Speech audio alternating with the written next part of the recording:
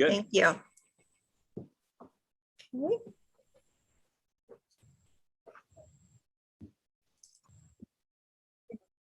And we have just started our YouTube channel. So if you are having issues or a coworker wants to join, that is available now on our YouTube channel. Megan, welcome. Try to spit that out quickly without thinking. Karsten, thanks for joining us. I'm seeing a few more. We are going to wait just a few more minutes and let others join. Mary, good afternoon.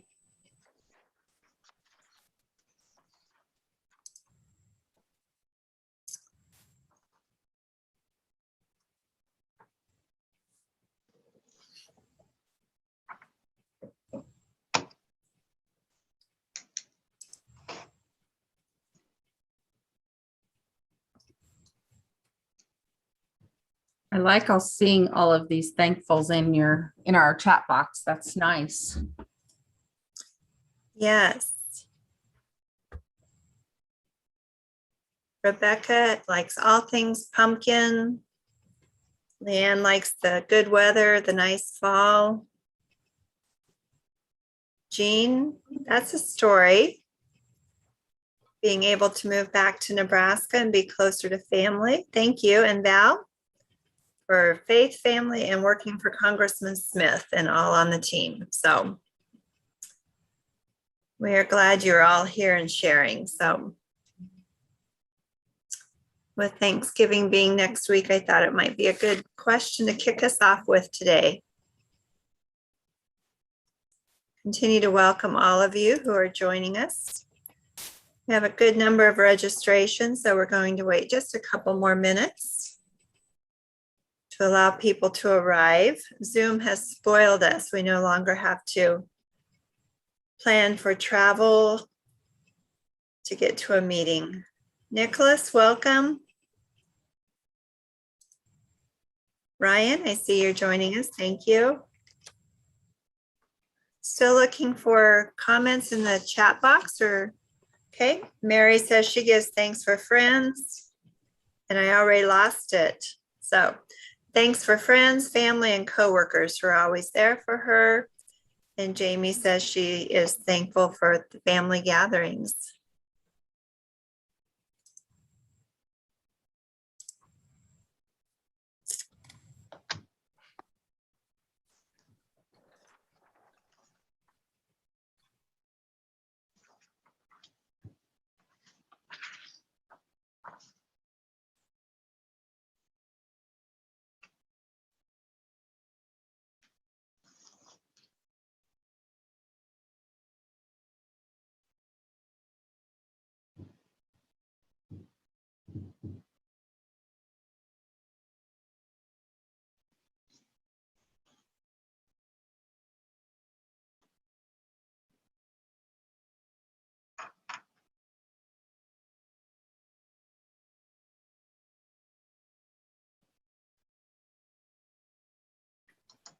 Lori, I think your screen is frozen. If you can you hear us?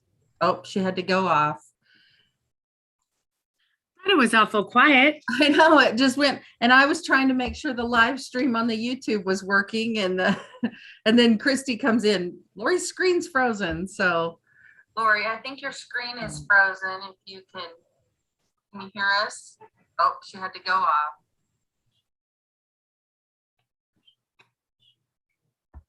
Okay, she is rebooting, Sharon, according to Christy. Perfect. Well, she's asked that everybody put in the chat what they're thankful for. And I don't think we can not be thankful for a great day. Unfortunately, when I'm on Zoom, I shut my shades so that it's not just an ugly glare for everybody.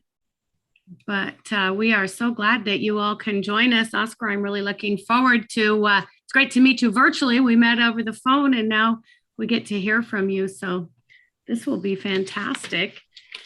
Excuse me. I think that I'd like to go hang out with Nick. He's going to chili cook-offs, it looks like. I like that one. That was a good one. Great team for DD housing staff.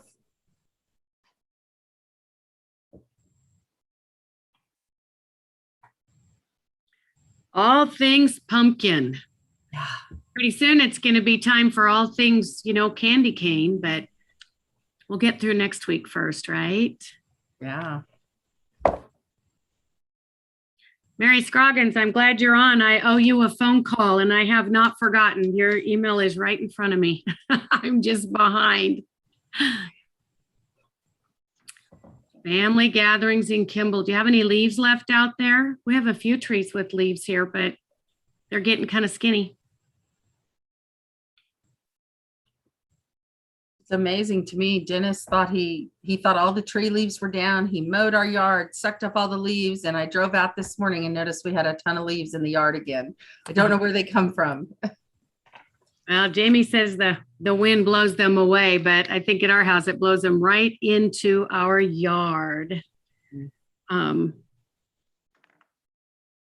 Lori says she has to restart her computer. I'm going to just invite her to come in here.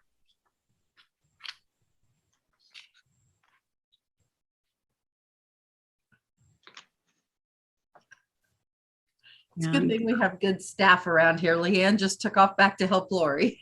Yeah, well, she can just come use my computer and I will just share.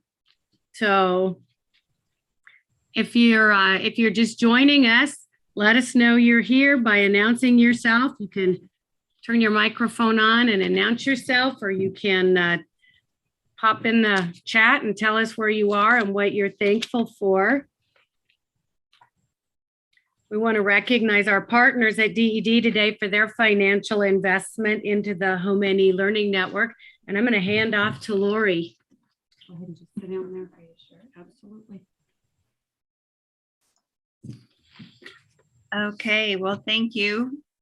I had a Zoom glitch there, so I am in the process of restarting, but I do want to honor everyone's time and get the webinar started today. I know you all carve out some time and join us for this. So I heard Sharon giving acknowledgement to the Department of Economic Development. So thank you for doing that, Sharon. So welcome and good afternoon.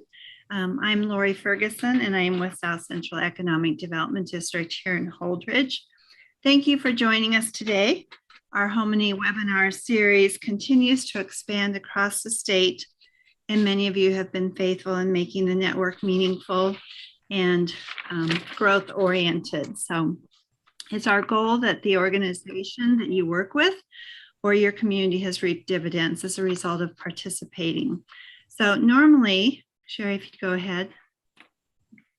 Normally at this juncture if you go back one, please. Sorry. Normally at this juncture is when we tell you about how many webinars we've had, how many people are attending or registered. But today I just want to give a pause and just say thank you, go a little bit off script and say thank you and how thankful we are for all of you.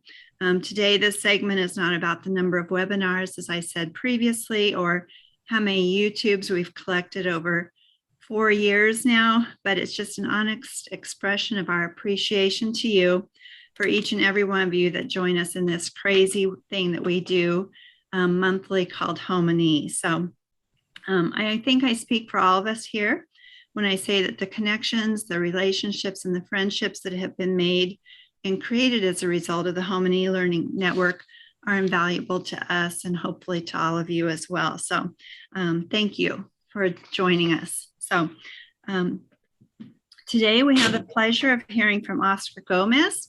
He is the city administrator for the city of South Sioux City. And Oscar is joining us today to talk about how the city has implemented housing solutions. And we are excited to have him join us. So Sherry, go ahead. Thank you. Before we formally introduce Oscar to you, as you listen to his presentation, I just encourage you to be thinking of questions. Feel free to use the chat box to answer or ask those questions or seek answers for those, and to post your thoughts as you listen to what's happening. There are many great things going on in South Sioux City. So we'll be monitoring the chat box as you respond and ask your questions, and then we will share those comments with Oscar later in the webinar. So anyway, we've put on the screen, tell us what you're thinking. What interests you about today's topic? And what do you hope to know more about at the end of today's webinar? So HomeNE is a learning network, as you've heard us say before, and we often learn best when we interact and engage with each other. So at this time, I'm going to turn it over to Sharon to introduce our speaker. All right, thank you. Good afternoon and welcome to the November and final edition of HomeNE 2021 webinar series. South Central Economic Development District is pleased to serve as the lead agent for the Learning Network, and we are really glad that each of you are here. HomeNE is designed for people from all across Nebraska and the Midwest, if they choose to join us, people that are seeking to successfully assess and address local housing challenges. The purpose of HomeNE is to provide a setting that provides face-to-face and online opportunities to foster interaction, engagement, and skill building for those of you who are passionate about addressing the housing shortage in your community, and to empower and encourage participants to apply what you learn through the different avenues available to you. Like Lori said, today we're joined by Oscar Gomez. I am thrilled to meet Oscar. He and I have visited, but have not gotten to actually shake hands in the Zoom world. You don't have to do that anymore, right? I guess That's right. Germs either, but Oscar is the Assistant City Administrator for South Sioux City. He's served in that role since May of 2018. He has a long history with the city. Prior to this position, he served on City Council for 10 years, and 3 of those he served as the council president. Oscar also has a background in commercial, residential, and retail lending from his former position at Siouxland Federal Credit Union.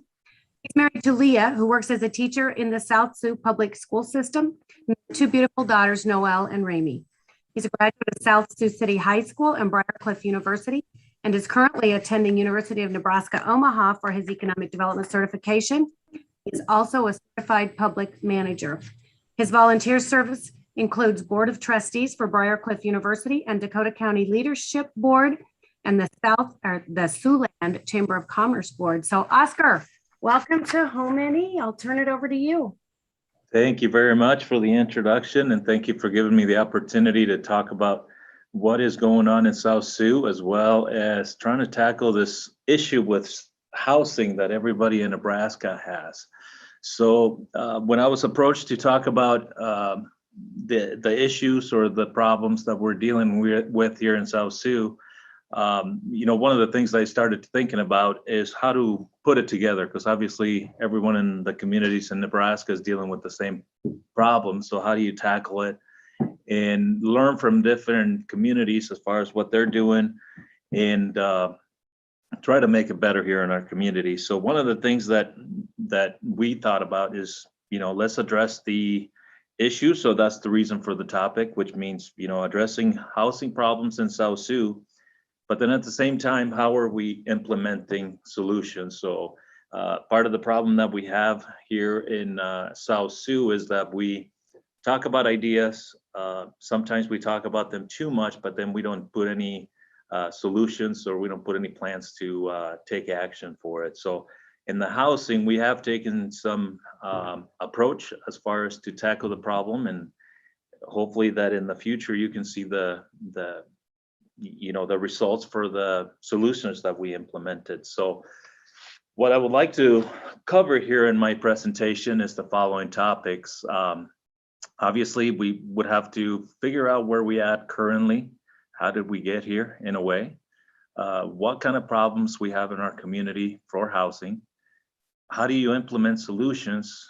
And also, how do you prepare yourself or our community for future projects to make sure that we don't have any problems as far as growth in our community in regards to housing?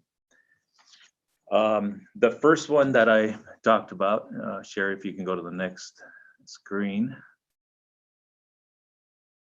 First one is the background. So obviously our city council, we have 8 people in our city council that are made up by various people. They're either business owners, retired teachers, middle school principals, retired police officers. So 8 people for a community of 14,000 seems to be quite a large number, but it's nice to have those 8 people to have 8 different ideas. So it gives you kind of a wide variety as far as options that you could have to come up with ideas. We have eight council members that have 8 different ideas, but they want to come to the same solution at the end. Everyone understands that not everyone's going to have the same interest, ideas, but at the end, it's what's better for the community, not so much for them. So that's always nice to have a group of council members that want to have the same goals at the end. City growth, obviously, we have to take a look at what our city, where the city is growing to, make sure that we have the land available, infrastructure, everything that's required to let our growth continue and not have a problem as far as not being able to grow because we ran out of land or we don't have the infrastructure. We had to take a look at our zoning map. Part of the problem in the past that South Sioux had is that there wasn't a plan as far as where the housing was growing and make sure that it was only housing development going on and not get it involved with commercial or heavy industrial. So try to separate the housing, the commercial, which is your small business section, and also the heavy industrial, make sure that they're in a different section. In 2016, we did a housing study for our community done by JEO Engineering. So they pretty much looked at our community, told us what we currently have, where our problems are, and also address what the needs are for housing. So that made it a little easier to have in order to come up with ideas as far as what we're going after on that. So the next page will show you, with that study that we did, we found some of the problems that we have here in our community. Obviously, like everyone in the state of Nebraska, shortage of homes. There isn't enough homes here in our community that are for sale or that are being built as what the demand is currently. The houses that we currently have, I believe I just called a real estate agent this morning just to see where we're at today. We currently have 2 houses available in our community of 14,000 people. There's 18 homes pending, but only 2 that are available without an offer. So that kind of makes it kind of hard for somebody to come into our community if they're looking for a home, if they have a family that they need a home with 2 options to buy. It doesn't leave a whole lot of options to buy a house. So it's either one or the other, or the other option is to build a house. The Siouxland area here in our area, which includes Nebraska, South Dakota, and Iowa, it's a disadvantage for us. Obviously, Nebraska has the highest taxes between the 3 states, real estate taxes. So that's a disadvantage because people will look at where they're going to pay the least taxes, and Nebraska is not the lowest in that. So that's a disadvantage. Then we have programs where Sioux City, for example, in Iowa, they have what is called tax abatement. They either have 3 years with no taxes if you build a new home, or you have a 10-year increment on taxes. So, programs where it could be easy to afford a home has been an issue. We don't have tax, the tax credits or anything like that in Nebraska, where we can say we're not going to pay taxes in 3 years, or you're not going to pay full taxes until year 10. So that's always a disadvantage. One of the things that we found out in our housing study is that 50% of our single family houses were rental units. And obviously that was an issue because the homeowners, the landlords, were not living in our community. So they weren't taking care of the houses the same way as somebody that lives in our community. So all they were pretty much doing, if the renter is not complaining about the condition of the home, they were not improving anything on the houses. So that's something that we noticed in our study, that the rental units were a problem as well. Economic growth, obviously every community wants economic growth, but at the same time, if a big company comes in that brings in 40, 60 jobs, that is a problem because we don't have the houses to have them live in our community. So the next thing that they do is look at what Iowa, Sioux City, or South Dakota, North Sioux City, what kind of housing they have. So they were working here in South Sioux, but living in either Iowa or South Dakota. So that's always a problem too.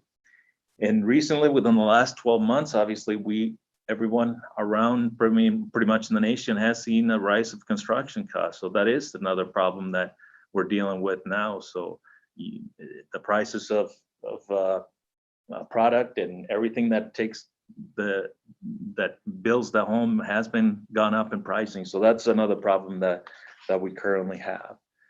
So with all these problems, how do you implement solutions? What kind of solutions were we going to come up with that we have to address to make sure that we're doing something about the problems that we have? One of the things that we started doing is the owner-occupied program, basically meaning the houses that we currently have, make sure that we keep them up to code, that they're not looking ugly, that they're keeping it up to code. If a house needs a new roof, make sure that they're able to do that. So one of the things that we did, obviously we applied for a grant with the Nebraska Department of Economic Development for the occupied rehab program.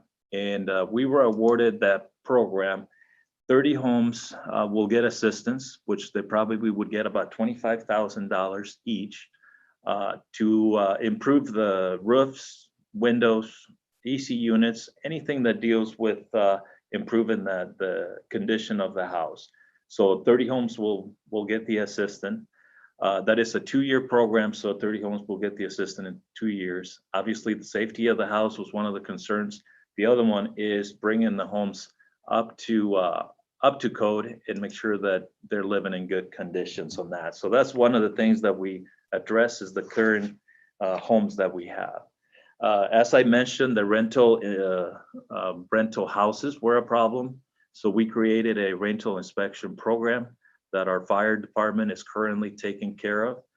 We have a fire chief and then 9 full-time firefighters here in our community, that they're the ones that are taking care of all the inspections. We have a schedule where every house, every rental unit that we have in our community will be inspected within the next 2 years. After 2 years, then we determine if a house doesn't need to be inspected in the next 2 years, then we can pass it for another 3 or 4 years. And so we continue to inspect them through the year so to make sure that they're up to code. The emphasis on this obviously was the safety prevention, fire safety prevention. So anytime a person goes in the house, they would see if at any point, if that particular house had a fire, would they be able to get out of the house without being in danger? So if egress window needs to be put in the basement, that's one of the things that they would make the landlord do. So obviously improving living conditions and then following up building code. So this program generates about $50,000 per year. We're not doing it to make a profit out of it. We're pretty much trying to do it to where we can pay, $50,000 doesn't pay a full-time firefighter, but it does help in the budget at the end. So it does generate some revenue for us on that. And then on the new housing development, obviously one of the things that we did, we partner up with developers that were willing to buy the land and help us develop some housing projects. Ho-Chunk Incorporated is one of them. They are focusing on single family housing, multifamily units, when they purchase over 200 acres that it's ready to be built. It's already been platted, it has been sown properly to make sure that they can continue to build.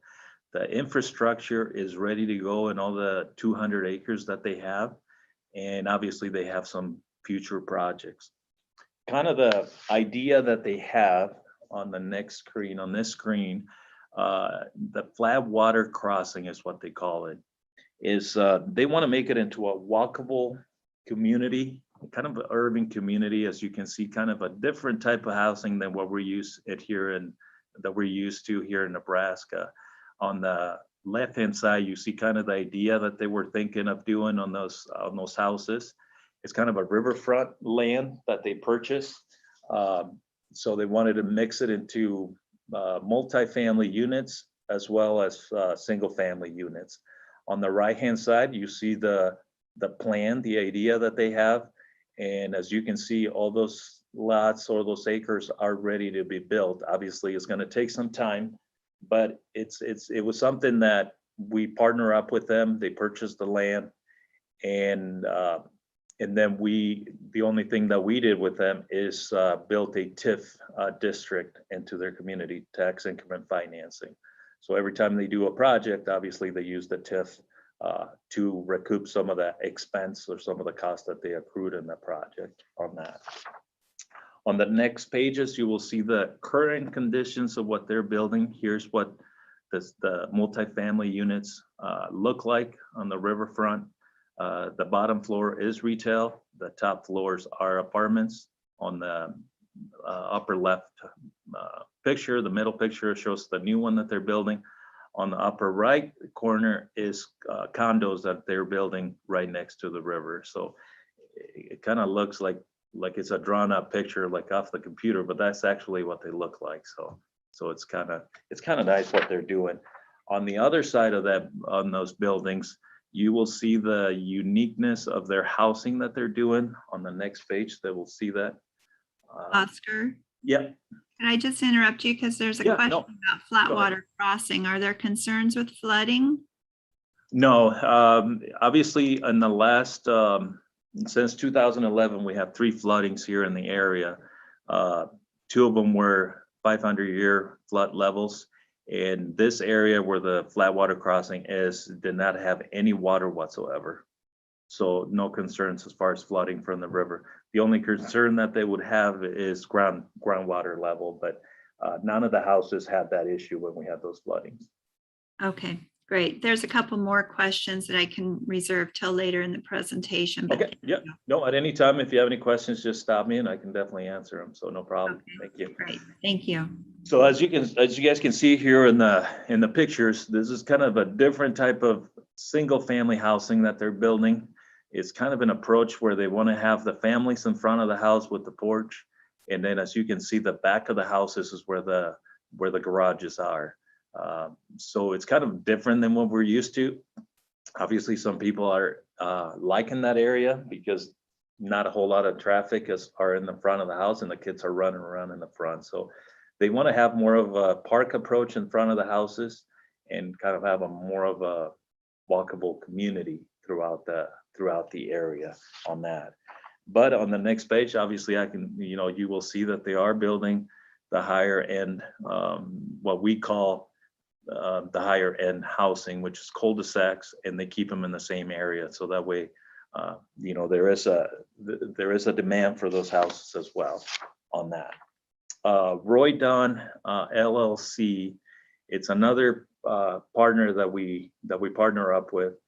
They are the ones that grab our housing study from 2016, and they said, you guys need some multifamily units. What we can do is we're going to buy 70 acres in your community, and we're going to build 280 units for multifamily units, as you can see on the right-hand side what they are. What we liked about this project is that they're using the tax increment financing in our community, but instead of us bonding the project, going out and issuing bonds to finance the project, they use the redevelopment plan, and they tell us how much money they're going to recuperate on the next 15 years on the TIF program. And what they do with the redevelopment plan, once it's signed by the council and it's approved by the council, they take that plan to the bank and they use that as down payment. So the bank knows that in the next 15 years, they're going to create, for example, if they say in the next 15 years with taxes, we're going to get $1 million. So they go in with that redevelopment plan and they use that for financing. So kind of a down payment for the bank.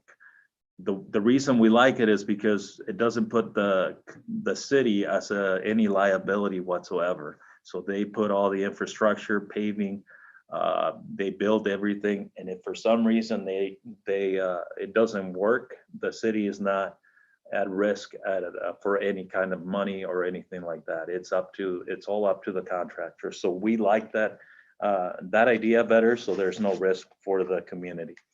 On the next couple of screens, you will see what the project kind of looks like. Currently, there is 4 buildings similar to this one right here. There's 4 of them. In the next 18 months, the next 4 buildings will be built on that. So they did a 2-phase. As you can see here from a far away picture, there will be a lot of units for families or single people to live on this. As I was talking to him last week, he's got a waiting list of 80 people trying to get apartments here in our community. So that's 2 buildings that he can build right now, and he can have them get filled in the next day. So he can't build them fast enough, which is a great problem to have. But at the same time, it tells us that there's a huge demand for these apartments in our community.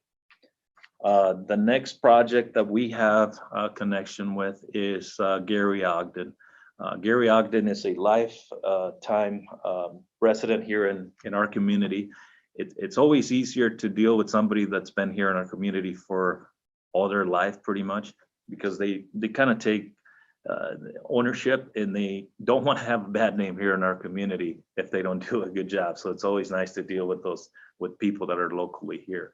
So Gary's focusing on single family houses, townhouses, and we are doing a new project with them that I'll explain here shortly.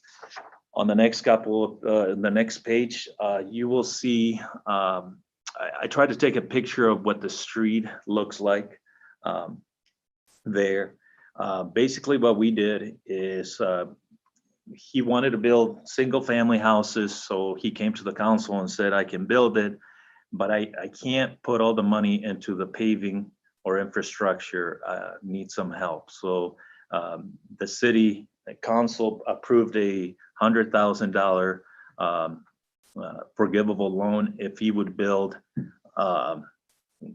20 homes, I believe is what he did in this particular project. So as you can see the house on the right hand side, he kind of mixed just 2-car garage and then mixed the custom home, which is usually the three-car garage. Obviously, once he completed the project, the agreement was to build X amount of homes, and then the loan was forgiven as well on that.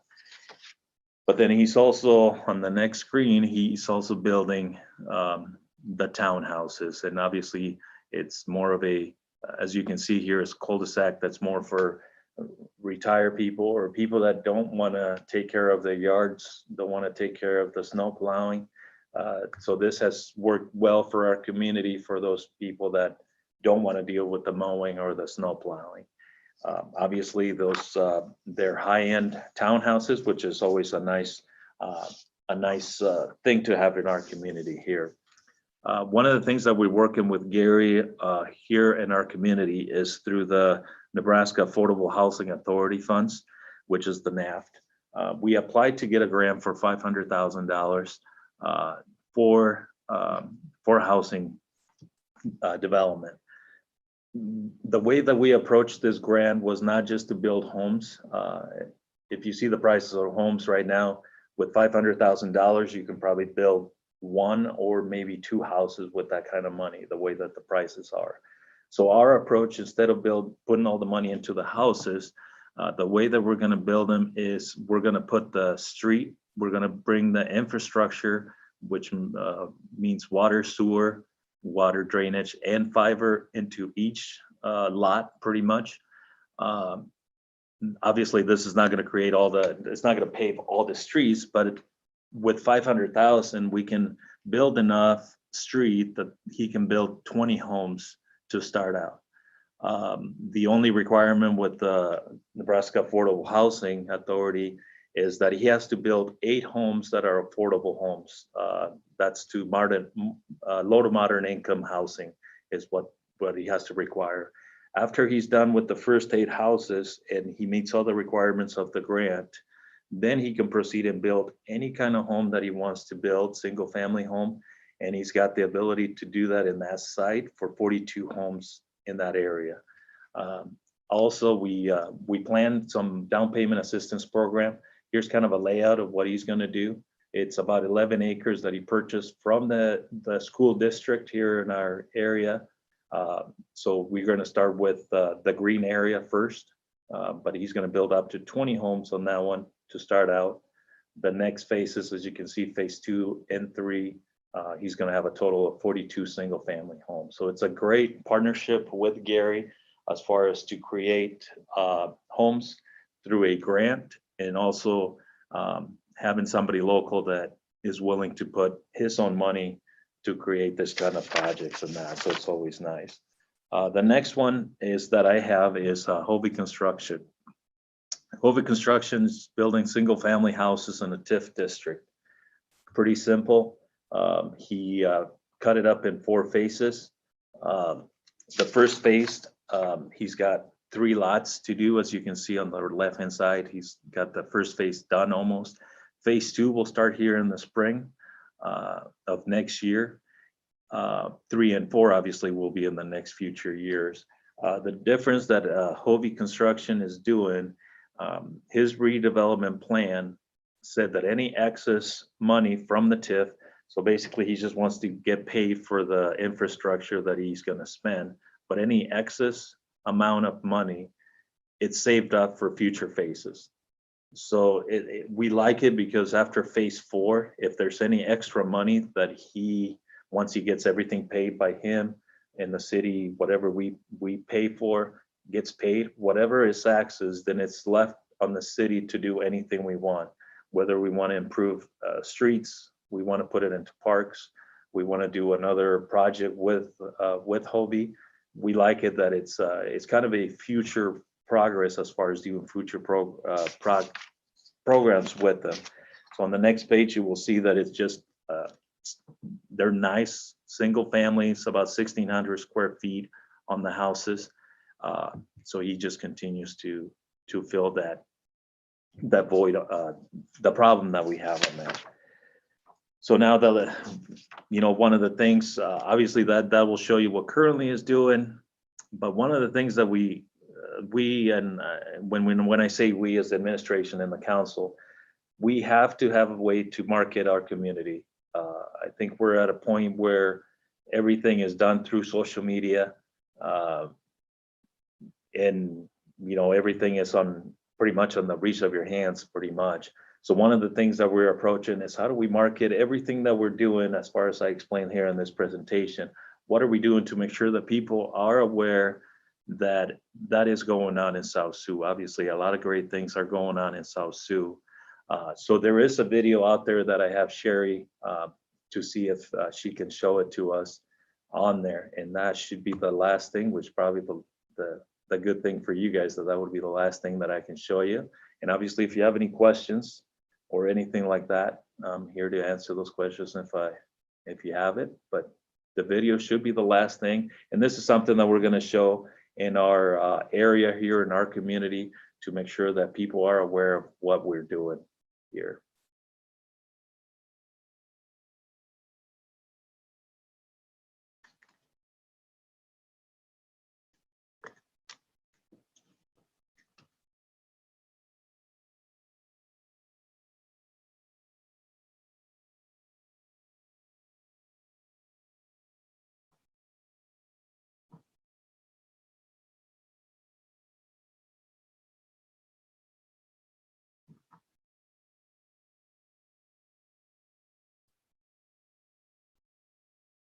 Can you hear that? It's not, no? Mhm. Okay, hold on.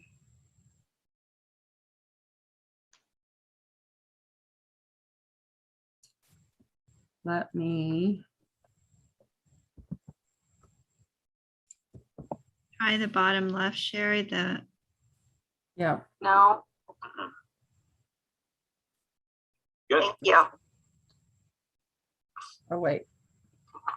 Who else has joined us and where? South Sioux City is building entire neighborhoods with beautiful new homes that you will absolutely What else love. do you have? that you'd like Families to enjoy talk the about? famous Freedom Park and 7 other parks, all featuring different activities. Sorry, guys, I'm getting it. Well, I'm really curious why I showed up as Sherry when I wonder if she registered me with her name. I got the email that said I was registered, but when I logged on, I was her. I'm so confused.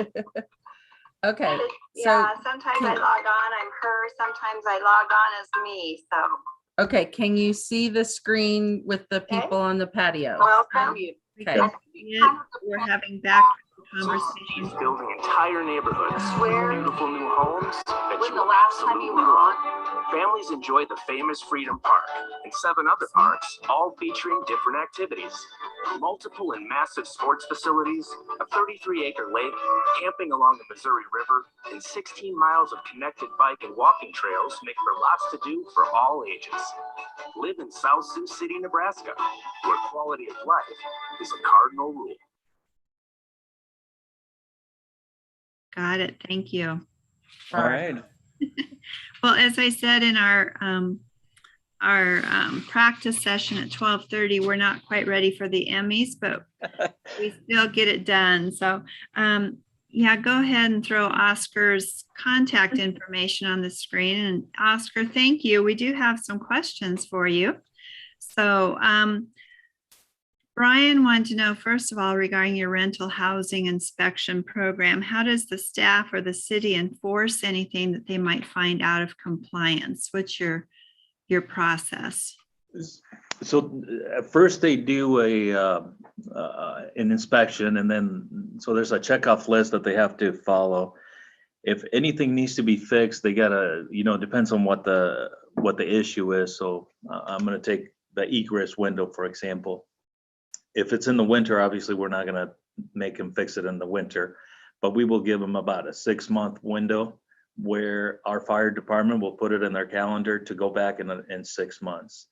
If at that time they're not compliant with what the fire department has said, then we do have a fee structure that we have, so that way they can start, if they don't follow what we tell them to do, then they start paying money to make sure that they can do it. Okay. And is that fee structure monthly, quarterly, daily? It goes per house, and depending on what the requirements are on there. Yeah. Okay. So if they check it once and they haven't done it, they'll give them another month or so. And if they haven't done it, then another fee starts in there. Okay. Yeah. Sounds good. So a couple questions regarding the Flatwater location. Does the location affect your rent structure in any way? And no, one of the great things that are with our mayor and our council is that they want to target market rate rent. So it's not subsidized rent at all. It's market rate. So the developer does have to have a study to make sure that whatever they're going to build, they're not building something that the community doesn't afford. So by the time they're building, they already have a study that this is what is needed in our community. So that's the great thing about partnering up with those developers, because they will ask us, what is the medium wage income for anybody around here in the area? Okay. So one of the follow-up questions was, does current income support cost? But I think you kind of touched on that just now. Yeah. So, Yeah. okay, good. Yeah, even though we have the housing study that says we need a multifamily units, the developer will do their own income study to make sure that what they're building, it's going to be what's needed in the community. So you don't want to have apartments that are $1,500 and then all of a sudden you can't, the people in our community can't afford it. Well, with an 80-person waiting list, it sounds like they're pricing those correctly. So Yeah, I definitely. think this question also had to pertain to the single families, maybe in the Flatwater. Are those slab on grade structures? Yes, they are. Okay, so, and then as you were talking about the Roydon development, we got a question also pertaining to monthly rent. Can you Yep, address and that? and that is, so they have three types of rooms. So they have one bedroom apartments, two bedroom apartments, and now they're doing 3 bedroom apartments because that is one of the demands that they have in there. The rent prices goes 900 for one room, 1,000 for two, and 1,100 for three. Okay, okay. And those are the ones with the 80-person waiting list, correct? Yep, that is Okay. correct. Okay, so you touched on the trust fund grant for 500,000 that you got. We had a question talking and asking what role does affordable housing play in the overall plan? Is that a piece of your overall plan? Is there more affordable housing to come? Tell us a little bit more about that. Yeah, we have a couple of projects that we're working with Ho-Chunk. So obviously Ho-Chunk is doing multifamily units, as you saw in the presentation, but they're also doing the high-end housing, which that takes up to 400,000 and above. So what they want to do is do affordable housing, which is going to land in that 1,400 square foot area. But then the zoning becomes an issue because you don't want them to be too close to the other projects that they're doing. So they're the ones that are doing a study to make sure that the house, if they go any lower than, let's say, 250, it's like, where do they put them to make sure that it doesn't affect what they're building on the other side Okay. on that. So we are looking at doing affordable housing, which, as you can see, the prices of houses has been ridiculous. And even the ones that are selling now, they used to sell for 200,000. Now they're close to 300. Yes, it's definitely a seller's market across the Yeah. state. So, Sue makes a comment about a large increase in population that you're experiencing affecting the need for other things such as grocery stores. Is this an area that's underserved or distressed? Not at the moment, but it is something that we have to definitely address because as the community grows, we have probably 3 grocery store. One of them is Hy-Vee. The other one is Walmart in here in town. So if the community, if South Sioux continues to grow, obviously we would have to do something in regards to that. And that's what I meant with the economic growth. The more it grows, obviously it becomes a problem because it's not only housing that you have to address, is the other needs Okay. that have to be met. Tell us the population of South Sioux City. If we go by the census here lately, obviously we went down in population, but we know we're growing. We believe it's above 14,000, but we always say it's below 14,000. Last time we checked, it was 13.5 is what we have. Okay. But do you have any records showing your growth? I mean, are you tracking these people moving? in? We're doing it through our code official, which they're the ones that do the water meters, the new water meters and everything like that. So we base it as construction permits come in. Okay, good. So what other questions are out there for Oscar? This is an opportune time to ask him while we have him today. If you have some other questions, feel free to open your microphone or put those in the chat box.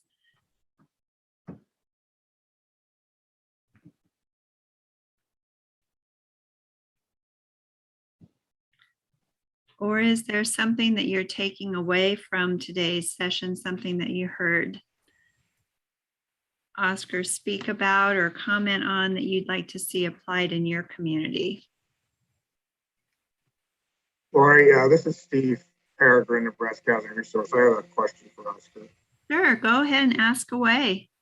I was intrigued with your Affordable Housing Trust Fund grant on infrastructure and then working with the builder, and was hoping that perhaps could get a little bit more information about that. Would I be able to give you a call or send you an email and try to figure that particular project out? Yeah, no, definitely. Obviously my email was listed there, but you can definitely send me an email. I can provide our application, which pretty much explains the approach. And the way we approach it, instead of putting the money into the housing, because the way that the pricing is right now, We're just going to put the infrastructure, which then the contractor doesn't have to spend money on that. But we're getting not only 8 homes that qualify under the program, but we're going to get a total of 20 homes built because of a $500,000 grant. So yeah, definitely I can provide that information. Great, I'll follow up, thanks.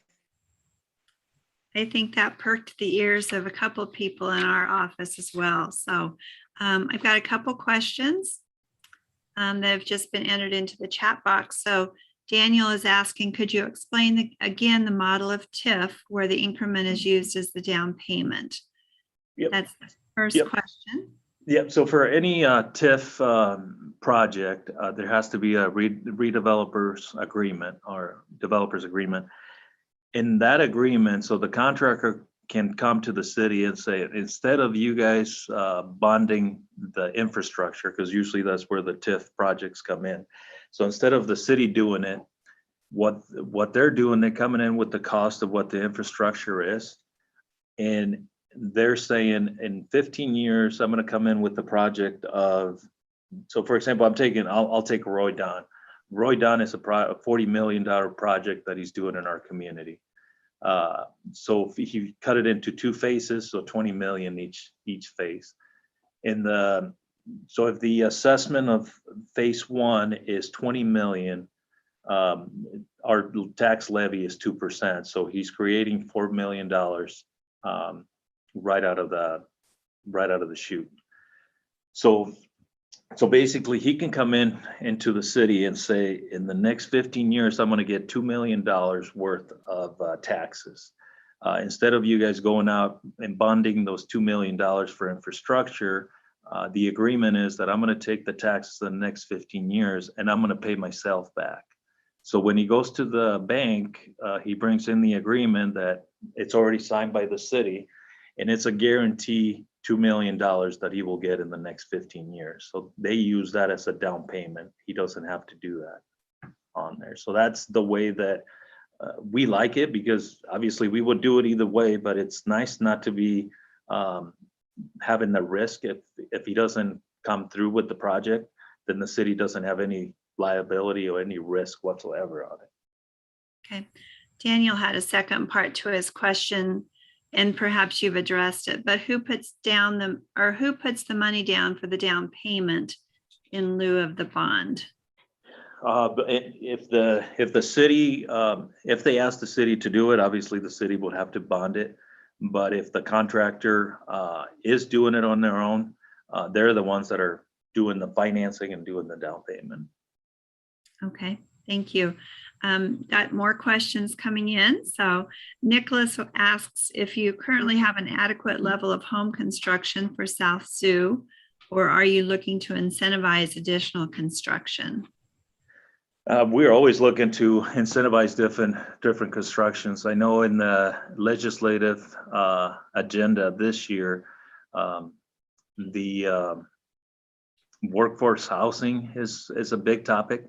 So that is something that we already have some land in mind as far as building those types of homes, if funds becomes available through the state of Nebraska. So we are talking with our Senator Albright, to give them just projects that we have available. We have contractors that are willing to do the projects.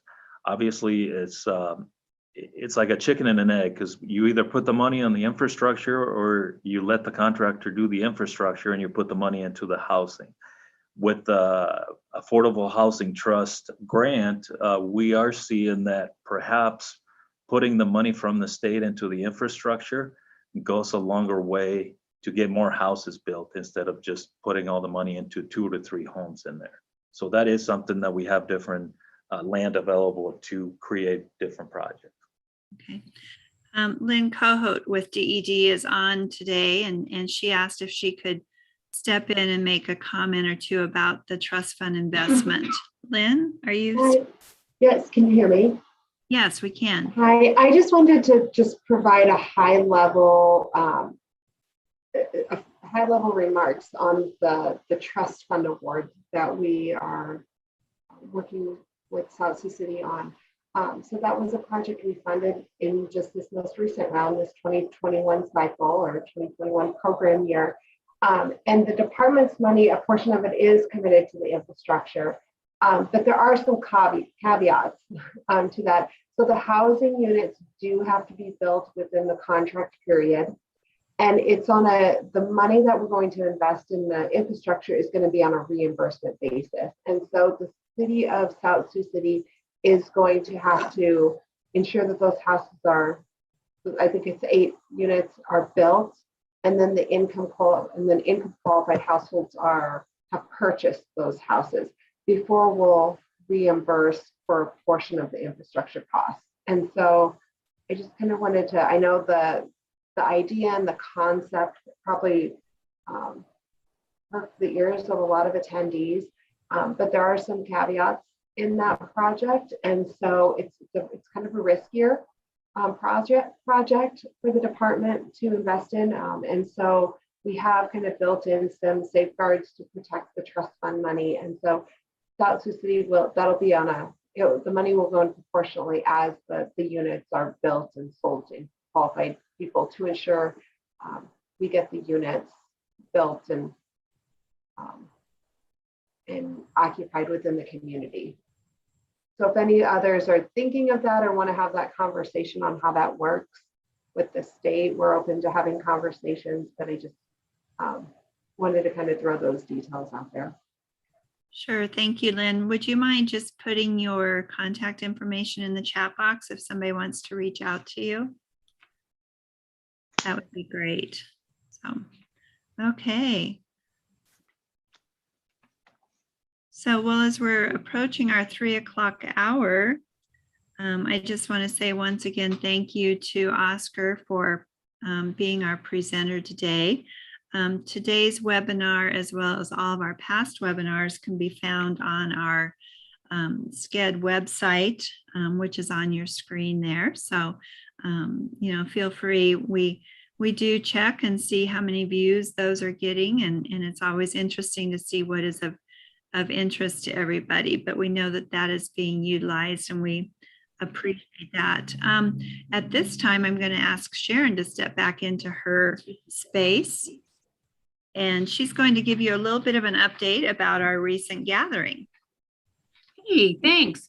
2 weeks ago today, we had a great day in York. And if you were there, you should at least send an emoji up in the chat or something.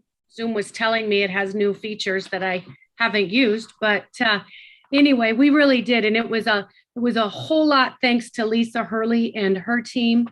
While we were there, we learned about pulling on partners and pushing through barriers, creativity and diversity and community building, and how persistence pays off. And 7 speakers, more than 2 dozen participants, and 1 great bus tour. So I hope you will consider joining us for the next one, which will be sometime late spring or early summer. We're putting those plans together and looking at seeing if we can collaborate with maybe a surprise, something a little different and new. So it was a good time, and I hope those of you that were there had as much fun as we did. Thanks, Sharon. This revolving chair is kind of interesting today. So anyway, we all had a great time, and you see some pictures of things that happened in York. So I do hope that you will consider joining us in 2022 on the next gathering. So as you heard that this is our last webinar for 2021, our next webinar is going to be in January of 2022. That's hard to even say, but we're going to be joined by Taryn Saratowski from, and I probably will say this wrong, the Nebraska Department of Energy and Environment, as well as Megan Spargo, who is with the Benkelman CRA. And Megan, if you're still on, do you want to give us just a little bit of a tease about what you and Taryn will be speaking on? Sure. Taryn would be much better at this because she really knows the ins and outs of the Brownfields program. But what we did in Benkelman is we did a downtown inventory. And from what I could understand, the DEE took the history on all the buildings in our downtown just to identify which ones might have some contamination or brownfields. So as we start to do any redevelopment or revitalization, we know kind of the story behind all of the buildings. In addition to that, we took advantage of the ESA Phase 1 environmental assessment on one of the downtown buildings that we hope to do some revitalization on, either turn it into a plaza or public gathering space. And then we did asbestos tests on 8 different properties, and this was at no cost. And then we also participated in the DEE's asbestos cleanup project, and this removed the asbestos from 4 different properties this time around, and we just wrapped that up. And Taryn turned into my best friend for about 5 months, getting calls from me every single day, and she is super helpful and really fun to work with. I have to say I was really impressed. We did a workshop with the Brownfields in McCook. I was not excited for it, and they were much more entertaining than I thought. So I would definitely tune in in January's webinar. Great. Thank you, Megan. Yes, this topic actually came about accidentally. Taryn and I were talking, and she commented about participating in HomeNE, and as a result of it, being contacted by some different entities. And so you can kind of see by the topic title, homes can be brownfields. And so if you're thinking just it's a very limited, narrow program, tune in January, and you'll kind of be exposed to all the different ways that brownfield funds can be utilized, especially in terms of housing development. So looking forward to that. So, well, Oscar, once again, I want to say thank you for joining us today.